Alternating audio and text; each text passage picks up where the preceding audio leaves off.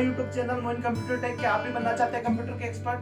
तो हम लोग लेके आ रहे हैं कंप्यूटर से रिलेटेड बहुत सारी इंफॉर्मेशन। अभी फिलहाल हम लोग का माइक्रोसॉफ्ट वर्ड का सीरीज चल रहा है, जिसमें हम लोग ने होम टैब और इंसर्ट टैब का टेबल और पेज ग्रुप क्लियर कर चुके हैं। अगर वीडियो नहीं देखी है तो डिस्क्रिप्शन में लिंक है, आप जाके वीडियो को देख लीजिए ताकि आपका नॉलेज अपडेट हो जाए। आज हम लोग शुरुआत करेंगे इंसर्ट टैब का इलस्ट्रेशन ग्रुप के ऊपर में। तो चलिए चलते हैं कंप्यूटर स्क्रीन के ऊपर। तो चलिए वीडियो को शुरू करते हैं, जानते हैं माइक्रोसॉफ्ट वर्ड के इंसर्ट टैब के इलस्ट्रेशन ग्रुप के बारे में। तो इसको समझने के लिए एक पिक्चर यहाँ पे मैं इंसर्ट कर लेता हूँ। इस पिक्चर पे क्लिक करके इसको अपने फाइल के अंदर में डाल लेते हैं। इसका साइज को रिसाइज करने के लिए कीबोर्ड में शिफ्ट होल्ड करके इसको नीचे की तरफ ड्रैग करेंगे। माउस से पॉइंटर को पकड़ के तो इसका साइज रिसाइज हो जाएगा।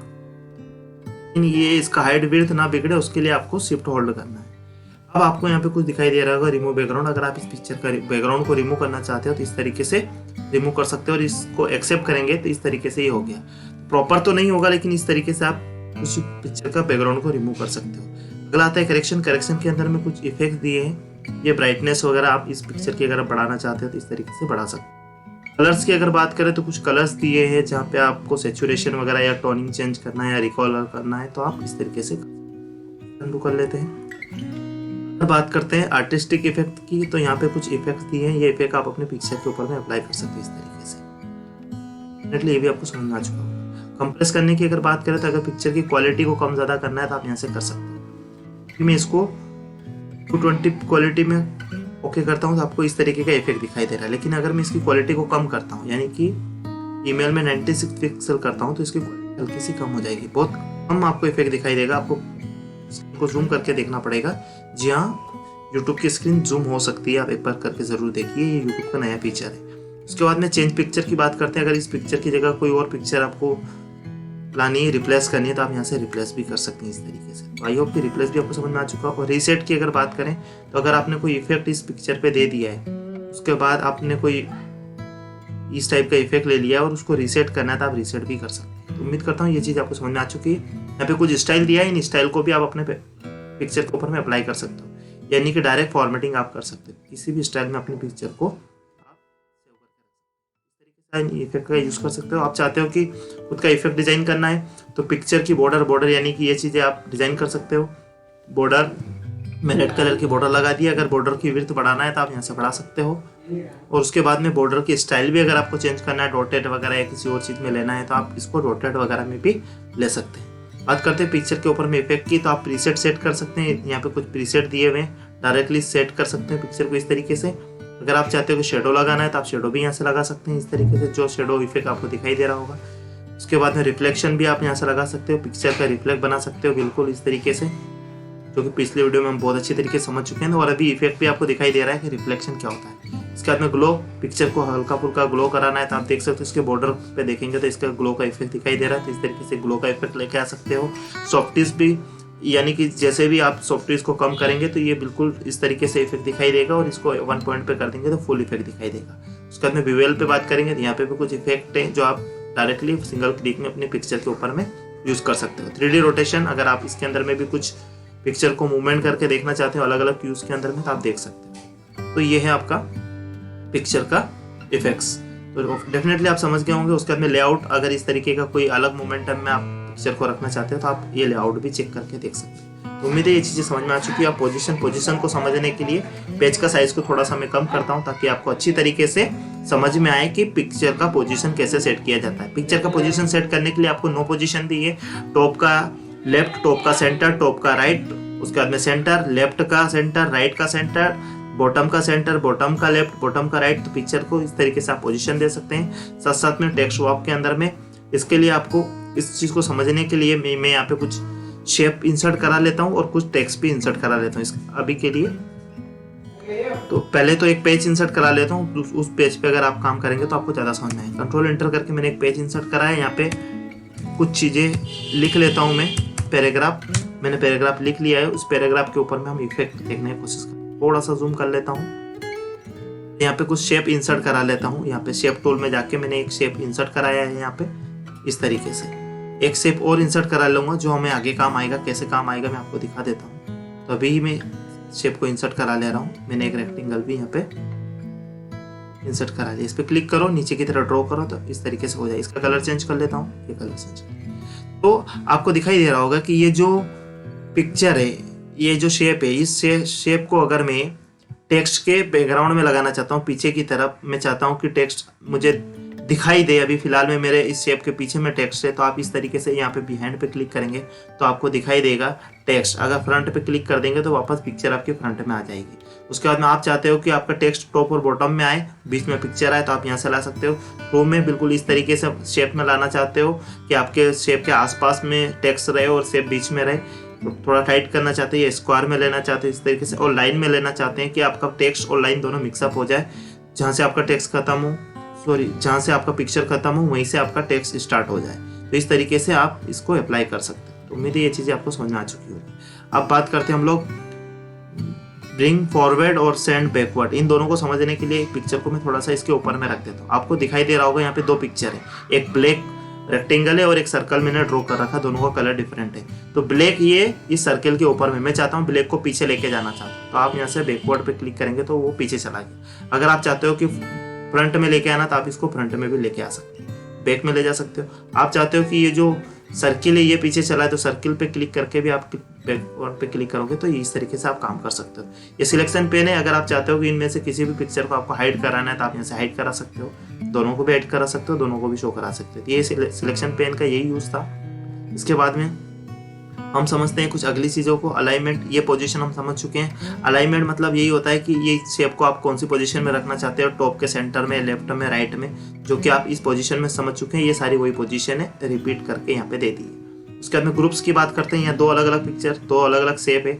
इन दो अलग अलग शेप पे आप अलग अलग इफेक्ट कर सकते हो, दोनों को अलग अलग चेंज कर सकते हो, दोनों की साइज को कम ज़्यादा कर सकते हो। लेकिन जब आप इसको ग्रुप कर देंगे, ग्रुप मतलब आप इस तरीके से दोनों सिलेक्ट नहीं है, एक सिलेक्ट हो चुका है। जब आप अपना कीबोर्ड में शिफ्ट होल्ड करके दूसरे पे क्लिक करेंगे, दोनों सिलेक्ट हो चुकी है, और इस ग्रुप बटन पे जाके जब आप ग्रुप कर देंगे तो ये दोनों पिक्चर एक हो चुकी है। यानी कि जब अब मैं इनकी साइज को कम ज़्यादा करूँगा तो दोनों की एक साथ साइज कम ज़्यादा होगी। आप इनको अनग्रुप भी कर सकते हो। अनग्रुप करने के लिए आप दोबारा इनके पे क्लिक करिए, क्लिक करने के बाद ग्रुप पे जाके अनग्रुप पे क्लिक करिए। ये पिक्चर वापस से अनग्रुप हो चुकी है, अलग अलग हो चुकी है।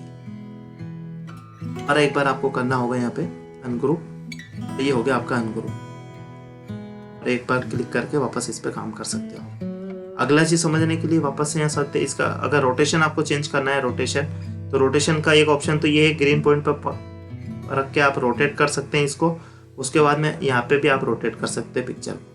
सर्किल आपको प्रॉपर दिखाई नहीं देगा, लेकिन ये रेक्टेंगल आपको दिखाई दे। इस तरीके से आप कुछ रोटेशन वगैरह करना चाहते हैं तो रोटेट भी कर सकते हैं। अब बात करते हैं इसका हाइट और विड्थ की। अगर आप इसका हाइट विड्थ बढ़ाना चाहते हैं तो इस तरीके से बढ़ा सकते हैं। हाइट यहाँ से बढ़ा सकते हैं, विड्थ यहाँ से बढ़ा सकते हैं। तो उम्मीद है ये सारी चीज़ें आपको समझ में आ चुकी है। तो ये सारे कुछ इफेक्ट्स थे जो आपको देखने थे।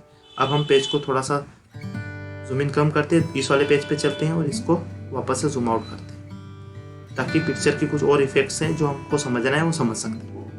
तो ये सारी चीज़ें हम समझ चुके हैं। पिक्चर को क्रॉप करना सीखते हैं। इस पे जैसे आप क्रॉपिंग करते हैं, मोबाइल से हम क्रॉपिंग करते हैं, यानी पिक्चर का शेप आधा हो जाएगा। मैं यहाँ लेके एंटर बटन दबाता हूँ तो मेरा पिक्चर क्रॉप हो चुका है। तो इस तरीके से पिक्चर की क्रॉपिंग भी आप यहाँ से कर सकते हैं। साथ साथ में हाइट विड्थ बढ़ाना हमने सीख लिया। तो ये था आपका फॉर्मेट पिक्चर का। इस तरीके से आपका क्लिपबोर्ड है। क्लिपबोर्ड के अंदर में भी आप कोई भी पिक्चर यहाँ पे इंसर्ट करा सकते हो। फॉर एग्जाम्पल मैंने यहाँ पे लिखी कार। कार लिखने के बाद जब गो पे करते हो तो कुछ रेडीमेड टेम्पलेट टाइप कार आपको यहाँ पे दिखाई देगी। इस कार का भी वही सेम फॉर्मेटिंग आप कर सकते हो।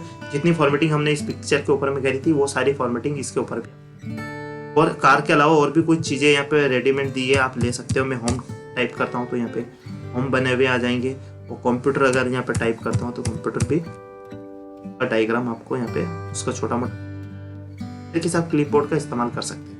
बहुत ज़्यादा नहीं था, लेकिन कभी कभी यूज़ करने की ज़रूरत पड़ जाती है आपको। बात करते हैं शेप की। शेप का मतलब होता है आकार। आकार अगर आप कोई भी डॉक्यूमेंट बना रहे हैं, आपको किसी भी शेप की रिक्वायरमेंट लगती है तो आप यहाँ से ले सकते हो। ये रिसेंटली यूज़ किए हुए शेप है। यहाँ पे लाइनिंग शेप है, यहाँ पे रेक्टेंगल शेप है, या कुछ बेसिक शेप दी है। अगर आपको इस तरीके से शेप की रिक्वायरमेंट लगती है तो आप इस तरीके से शेप को ड्रॉ कर सकते हैं। अगला कुछ शेप को समझते हैं, इंसर्ट करा लेते हैं ताकि आप अच्छे से समझ जाए। यहाँ पे मैं ओवल को इंसर्ट करा लेता हूँ। इनको मैं डिलीट कर लेता हूँ ताकि आपको समझने में आसानी हो।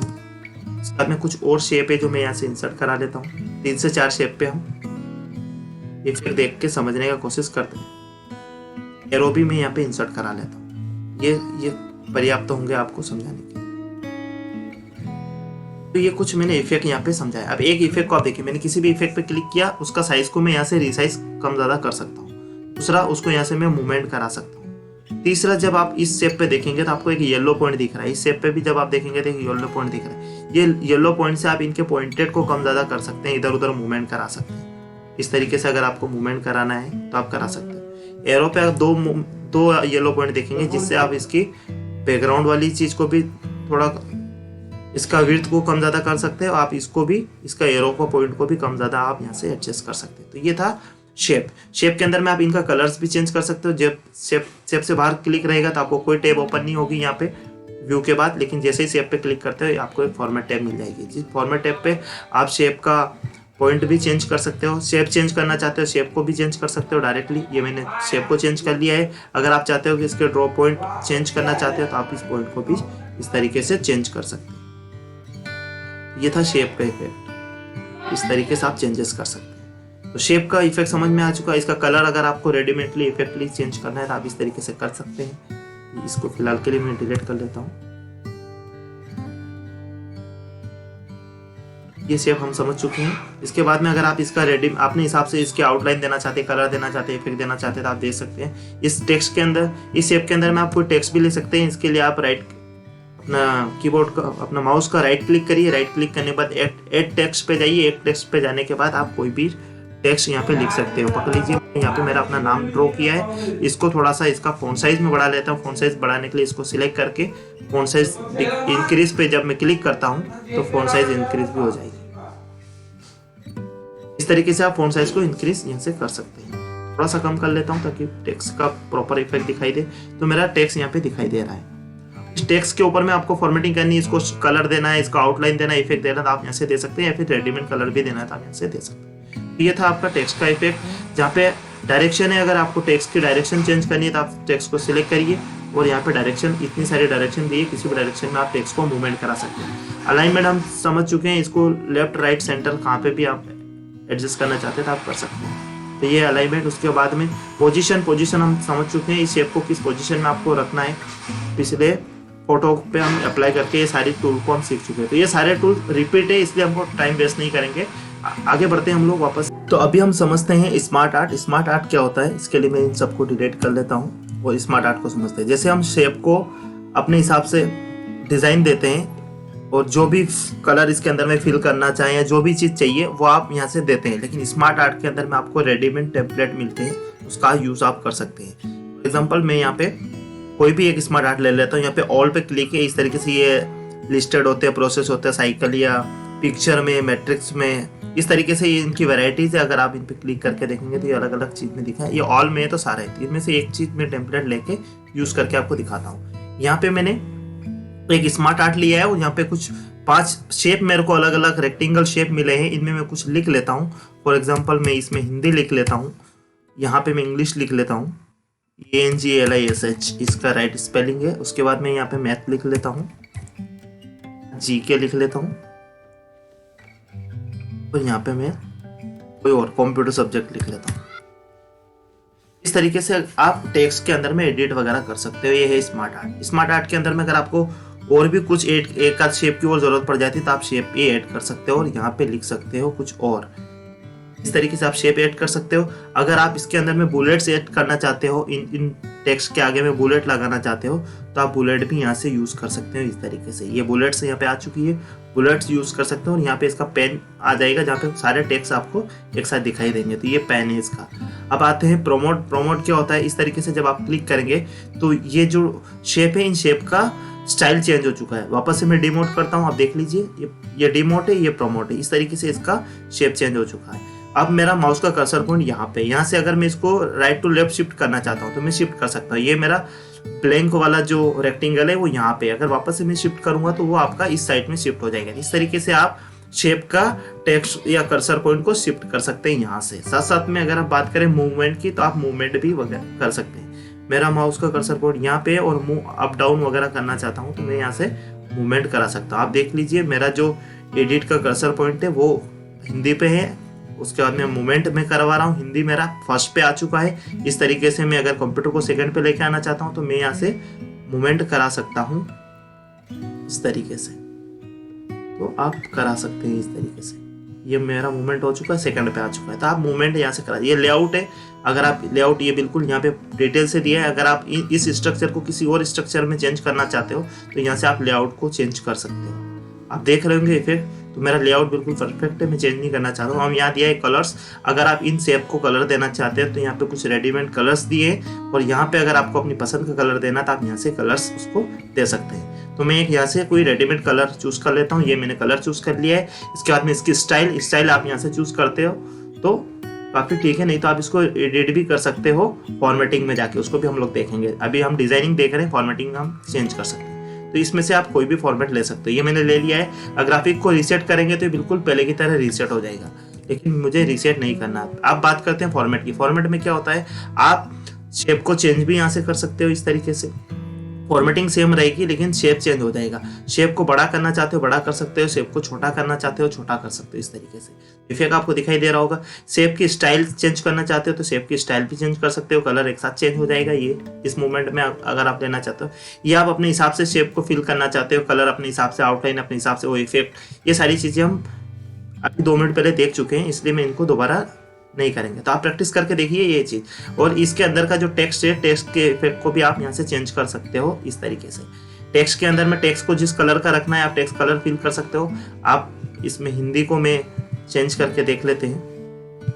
मैं इसको सिलेक्ट कर लेता हूँ। सिलेक्ट करने के बाद फॉर्मेट में जाके टेक्स्ट का कलर चेंज कर देता हूँ। टेक्स्ट कर देता हूँ मैं रेड कलर का, तो आपको दिखाई दे रहा है। आउटलाइन देख सकते हो, इफेक्ट देख सकते हो, और ये पोजीशन है जिस शेप को जहां भी आप रखना चाहते हो रख सकते हो, क्रॉप कर सकते हो, रोटेट कर सकते हो, ग्रुप कर सकते हो, इन सबको एक साथ ग्रुप भी कर सकते हो। तो ये था आपका स्मार्ट आर्ट। डेफिनेटली आपको समझ में आया होगा। अब हम समझते हैं इसका जो नेक्स्ट पॉइंट है वो है चार्ट। चार्ट को समझने के लिए मैं इसको डिलीट कर लेता हूँ। डिलीट करने के बाद अब मैं बहुत अच्छी तरीके से आपको क्लियर कर दूँ। ये मेरा डिलीट हो चुका है। अब मैं चार्ट पे जब जैसे ही क्लिक करता हूँ तो मेरा कोई एक रैंडमली एक्सेल का डाटा ले लेगा और चार्ट फॉर्म में कन्वर्ट कर देगा। यानी कि कोई भी डाटा है आपका तो उसको आप चार्ट फॉर्म में दिखाना चाहते हो तो आप यहाँ से दिखा सकते हो। चार्ट की वैरायटी है, कॉलम है, लाइन है, पाई है, बार है, एरिया, इस तरीके से ये कुछ वैरायटीज है। आप किसी भी वैरायटी में ले सकते हो। मैं फिलहाल के लिए कॉलम में ले लेता हूँ, कॉलम की इस टाइप का ओके कर लेता हूँ। जब मैं कोई भी चार्ट इंडेक्स इसके अंदर में इंसर्ट करता हूँ तो मेरे पास एक रैंडमली इसने शीट ले लिया है और इसको यहाँ पे दिखा दिया। यहाँ पे कुछ कैटेगरी दिख रही है आपको 1 2 3 4, जिसको यहाँ पे इसने मेंशन कर दिया। उसके बाद में सीरीज 1 2 3 यहाँ पे आपको दिखाई दे रहा है इस तरीके से। सीरीज 1 2 3, ये सीरीज 1 2 3 है। और ये जो डाटा है कैटेगरी 1 सीरीज 1 4.3 है, तो ये कैटेगरी है। और सीरीज 1 ग्रीन कलर का, तो ये 4.1 तक, ये इतना इफेक्ट उठा हुआ दिख रहा है आपको। तो इस तरीके से आप चार्ट को अप्लाई कर सकते हो अपने डाटा के अंदर में। तो बाकी का पूरा डिटेलिंग जो है चार्ट का वो हम देखेंगे एक्सेल्स के अंदर में। तो ये कुछ यहाँ पे बेसिक्स दिया था। उसके लेआउट और फॉर्मेट है, इसकी कलर डिजाइनिंग वगैरह आप चेंज कर सकते हो। जैसे हमने पिक्चर की कलर डिजाइनिंग चेंज करी थी उसी तरीके से आप चार्ट की कलर और डिजाइनिंग भी चेंज कर सकते हो। तो चार्ट हम लोग समझ चुके हैं। अब बात करते हैं स्क्रीनशॉट की। स्क्रीनशॉट क्या होता है, इसके लिए मैं इसको डिलीट कर लेता हूँ। पहले आपको प्रॉपर स्क्रीनशॉट समझाता हूँ। स्क्रीनशॉट का मतलब होता है अगर आप इस पे क्लिक करके इस स्क्रीन ओपनिंग पे क्लिपिंग पे जब क्लिक करेंगे तो ये आपके डेस्कटॉप के ऊपर में चला जाएगा, वहाँ का आपको एक स्क्रीनशॉट लेके दिखा देगा। यहाँ पे मैं इसका स्क्रीनशॉट ले सकता हूँ। तो आई होप कि ये स्क्रीनशॉट आपको समझ में आ चुका है। जो भी मेरी स्क्रीन चल रही थी उसका स्क्रीनशॉट में यहाँ पे आ चुका है। और इसके ऊपर में भी आप कुछ इफेक्ट देना चाहते हो तो आप यहाँ से इफेक्ट दे सकते हो। तो उम्मीद करता हूँ आपको ये वाला कॉन्सेप्ट भी स्क्रीनशॉट का समझ में आया। तो आज हम लोगों ने इलस्ट्रेशन ग्रुप को समझा था। नेक्स्ट वीडियो में हम लिंक, हेडर, फुटर, टेक्स्ट और सिंबल्स के बारे में समझेंगे। तो वीडियो अगर अच्छा लगा हो तो आप वीडियो को लाइक कर सकते हो, चैनल को सब्सक्राइब कर सकते हो, ताकि जब भी अगला वीडियो डाले उसका नोटिफिकेशन आप लोगों को मिल पाए। चलिए लेते हैं आप लोगों से विदा, मिलते हैं किसी अगले वीडियो के अंदर में। Thank you so much.